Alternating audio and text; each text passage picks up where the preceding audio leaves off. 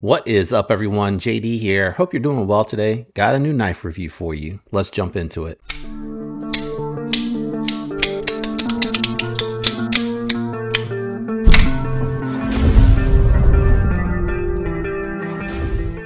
All right, guys, today we're taking a look at the Artisan Wizard. This is actually a prototype that is out on Kickstarter right now, and this particular level or tier is the Sorcerer. So what you get here is S90V with thumb studs.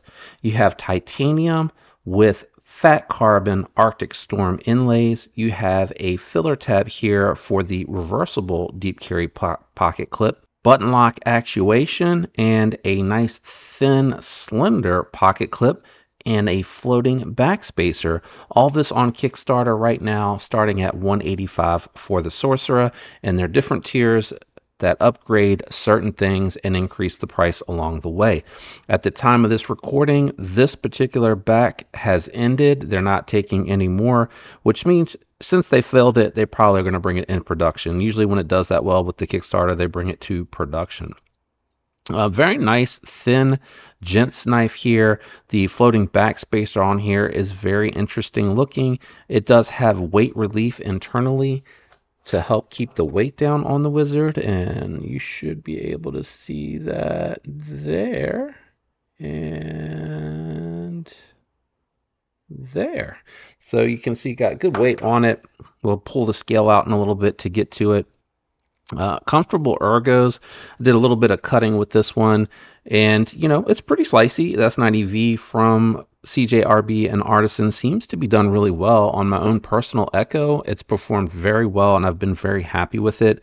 It had a very nice edge coming out of the box, and it went through the material very nicely. Fairly decent pinch grip as well. Ergonomically, it was okay. I am a little close to the edge of the blade here. When I choke up in that notch, I have to kind of bring myself back, and what that does is it kind of causes me to land on top of that knot. What I would have liked for everything to land here and then them to extend this out a little bit and bring that plunge grind back in a little bit and just have this just a little bit of extra right here. Would have been perfect. I would have had a lot of clearance there. That being said, it's not that bad, and even choked back, it's 3.5 finger grip, so if you do need to perform any sort of puncture task or anything like that, you can get back comfortably on the knife. And then, you know, choking up, the jimping stops right behind the thumb studs. I would have liked for them just to carry that out all the way out to just before the swedge here ends. That would have really been nice for me, because here I don't have anything, but I'm not really slipping or sliding too much. In this grip, it's more of a controlled cut. And then if I really need to grip it a little bit better to push through something a little bit more dense, you know, it's fairly comfortable. I don't feel that pocket clip really digging into me at all. And there's no hot spots. It's really well chamfered all around on the handle here. The action itself, really good. Sad to say, it's actually better than my Echo. My Echo feels lighter than this. I have had lighter feeling detents on button locks, but this one here feels pretty snappy. I will say I think the front flipper on my Echo is a little bit better than it is on the Wizard, but the Wizard itself feels really snappy. Feels good on the reverse flick too, so very satisfying.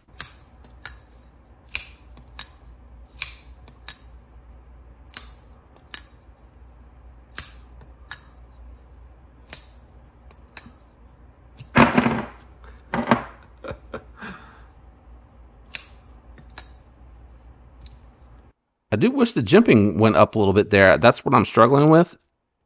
I'm slipping off of that front flipper a little bit, which is why I lost my grip there. And the low profile pocket clip too, also another reason why I'm struggling with that a little bit. Very smooth bearing action. Button has a little grip to it, but it's not sticky. So it feels like it moves smoothly, but it has like a little grip. A little catch, I think is probably a better word, when closing that. Let's do some size comparisons, weigh the knife, and then we'll score and jump into my final thoughts and impressions on where I arrived with that score, or how I arrived at that score, I should say. Okay, I got the Spyderco Manix 2 lightweight and the Para 3 lightweight here on the table, and you can see that the Wizard is kind of in between the two. It has around the same or maybe slightly less ergonomic zone that the Para 3 has while having more blade, and then it's slightly smaller than the Manix 2 lightweight altogether. Let's grab a couple more. All right, so I did bring the CJRB Echo out here because I figured that would be a good size comparison. They're very comparable. While you do have a little bit more blade length on the Wizard, I would say that ergonomically the way that the Echo approaches their knife here with this landing spot for your finger on the forward part actually makes this better ergonomically. And then the Militol is just a big knife to, again, show for that size comparison. We'll do close profile and then we'll grab the scale. All right, closed up here, you can see lined up with the Para 3 lightweight, a little bit longer, but a little bit shorter than the Echo in the pocket, and pretty slender, definitely more slender width-wise than the Para 3, but a little bit wider in the tallest spot on the Echo for the Wizard. So the Wizard's smaller. I'm not sure I'm wording my words correctly here today. And then as far as thickness, very comparable to the Echo for sure. And then with the Para 3 lightweight that has the applied weapon tech scales, just slightly thinner, very slightly thinner. Let me grab the scale and check the weight on this one. All right, scale is out and on. Let's check the weight on the Wizard, coming in at 3 ounces. Just curious how it compares to the Echo, coming in at 3.1, so slightly lighter. Let's go ahead and score it and give my final thoughts and impressions. All right, guys, final thoughts and impressions and score time. So I enjoyed my time with this knife. I liked it very much. Let me explain my scoring system for you very quickly. I grade on a scale of 1 to 10, 10 being perfection, the best knife you've ever seen with the best materials available out there and the absolute best build quality. 10 is very tough to get. Nothing has actually gotten it to this point. Having said that, build quality, materials, ergos, money for value on price point, all of that go into the final determination for the score. For me, I'm at a 7.3 on this one, and it is a solid score, not a strong one, but a very solid score. And I think you get S90V that seems well done. You get titanium with fat carbon inlays at a very competitive price. They do price very well. A plunge lock system that it's hit or miss. It can be really good at times, and it seems like companies are dialing in very well, or it can be miss. I would love to see companies start to adopt the nested liner lock or top liner lock with the plunge on there with a real detent ball. While it does feel good, it is possible to fail it. If you hit it light enough, it feels a little lethargic by comparison to a detent ball, but just regular use, it does feel fine. While I do like the floating backspacer on here, I am a little confused by the gapping here on the dots. It looks like these are all even, and it looks like there should be one here and then one here and one here. So I'm not sure if that was design choice. They didn't want all the holes to be there like that, or if they wanted to gradually increase them. Again, it is a prototype, so maybe on the final product it won't be like that, but I thought that was a little weird. Also, this pocket clip is actually really bad. While it doesn't hurt the hand when you have it in hand to use to cut with, it's far too tight. I can never get any of my jeans or cargo shorts to go, or khaki shorts to go any further than 3/4 of the way up before it binds up. And then there is some sharpness here, and again, prototype, but that sharpness actually did cut into the side of my shorts today that I'm wearing when I was trying to push it in pocket, and I was carrying it again to get a feel for it. The button here sticks up a good amount, and I do like that because it's easy to find, easy to actuate, but it didn't impede actually holding the knife or using it. I'm not really hitting it enough to disengage it. So button location is good for me there. I already mentioned earlier I would have loved for this choil area to be a little bit larger. I think medium to large or small to large hands will be fine, but once you get to large or over, it's going to be a little uncomfortably close to there. You're going to have to make a conscious effort to pull back on that choked position. So all of those are factors of what drove the score down a little bit.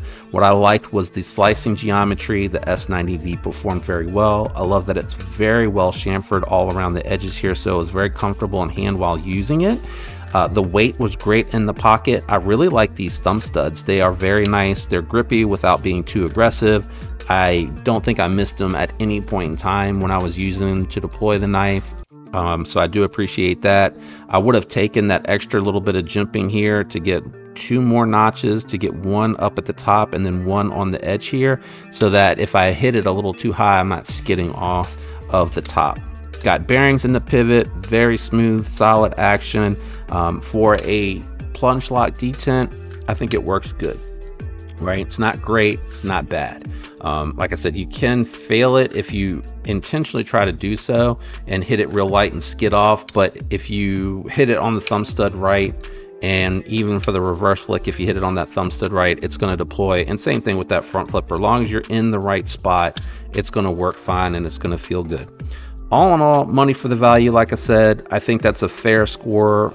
I really do like this model, like this design. Maybe the prototype will extend the choil out there a little bit, and maybe they can, cure some of the issues with that pocket clip. I'd love to see that. Let me know what you think about the Wizard down in the comments below. Thanks for hanging out to this point. If you enjoyed that video, feel free to hit that like on the way out. Links are down below. You guys have been amazing about using those links. Thank you very much. Special thank you to my channel members. You guys rock. I'm out of here. I hope you have a fantastic week, and I'll catch you on the next one. Peace, guys.